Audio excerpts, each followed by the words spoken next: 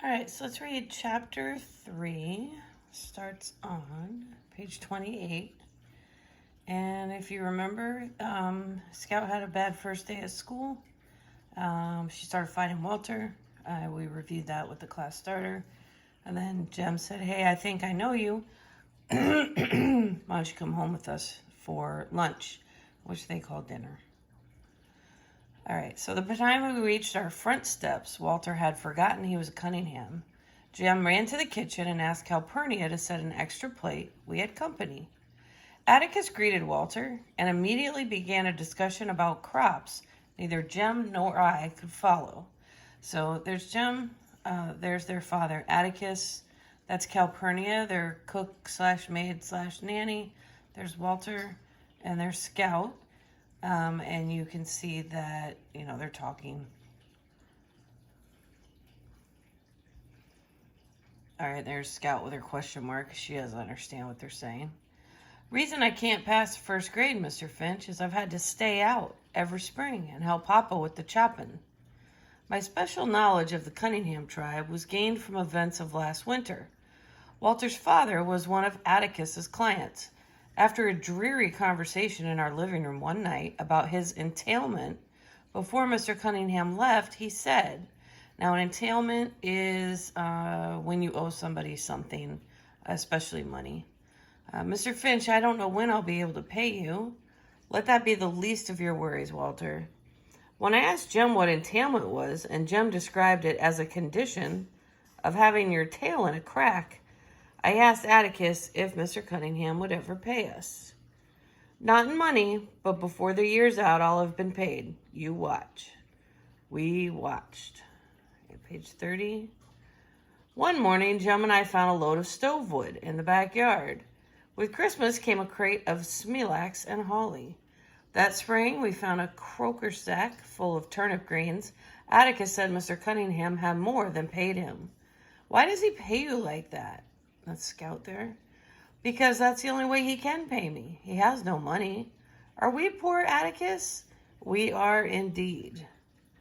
"Are we as poor as the Cunninghams?" "Not exactly. The Cunninghams are country folks, farmers, and the crash hit them hardest. If I could have explained these things to Miss Caroline, I would have. There's another in the house. It's Fieldside. Did you pay a bushel of potatoes for him?" "Why, no, Jean Louise. A bushel of potatoes ain't worth... Hey! He's gone and drowned his dinner in syrup." This is a classic scene from this story. He asked for maple syrup, and they didn't question it because he's a guest, and he is putting his all over his lunch. He's putting maple syrup. "He's gone and drowned his dinner in syrup. He's poured it all over. Jean Louise." And that's Calpurnia.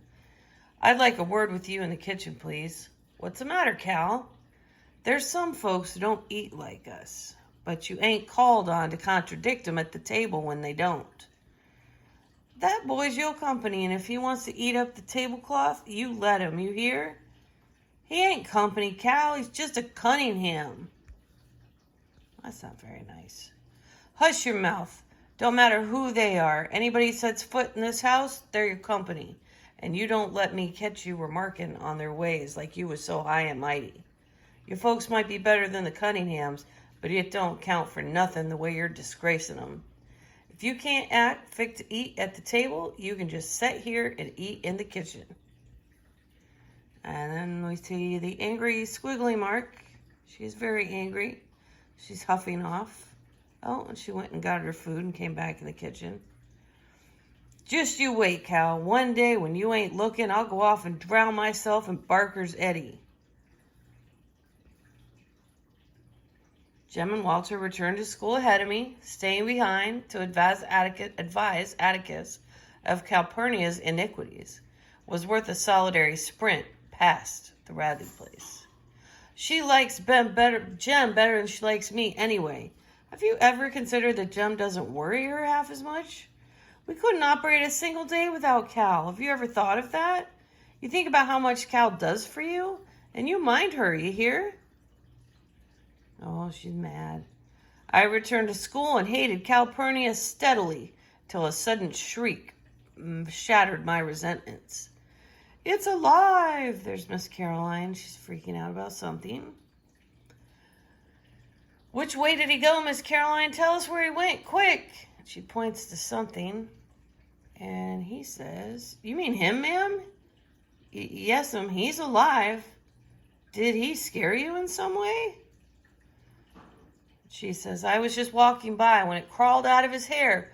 It just crawled out of his hair. Oh, there ain't no need to fear a cootie, ma'am. Ain't you ever seen one? Now, don't you be afraid. You just go back to your desk and teach us some more.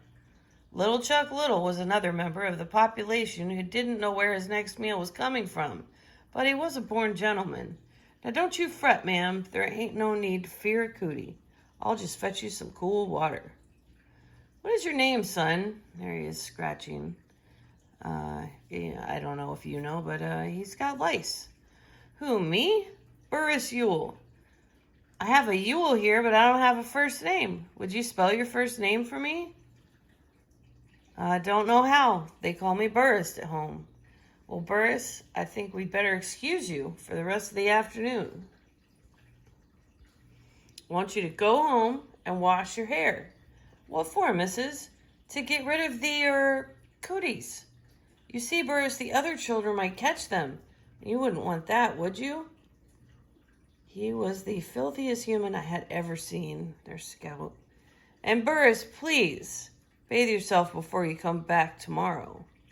Ha, you ain't sending me home, missus. I was on the verge of leaving. I done my time for this year. What do you mean by that?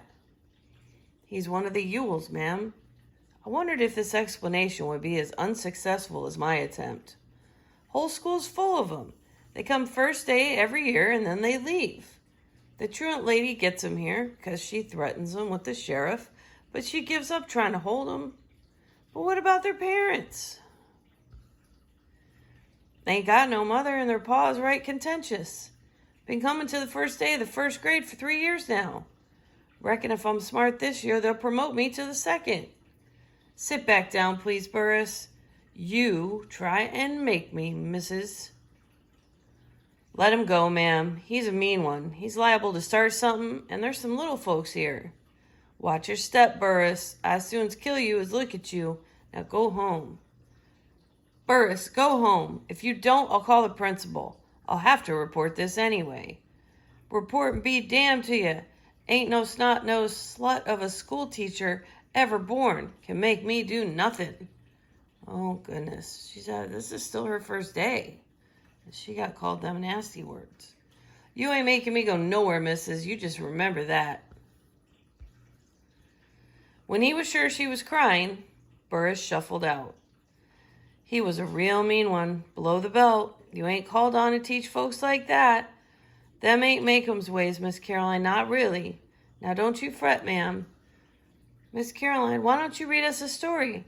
That cat thing was real fine this morning. Thank you, darlings.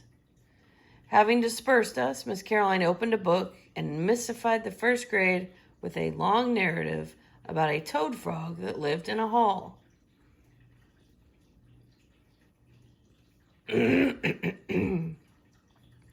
Scout, you ready to read? Something wrong, Scout? Atticus, I don't feel very well.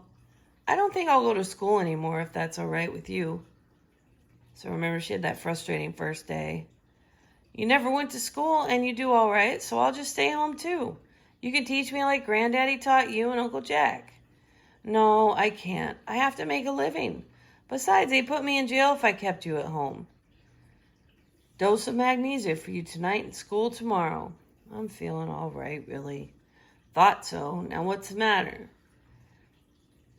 And then she's in the middle telling him the story. Bit by bit, I told him the day's misfortunes. And she said, you taught me all wrong. So we can't ever read anymore, ever. Please don't send me back. Please, sir.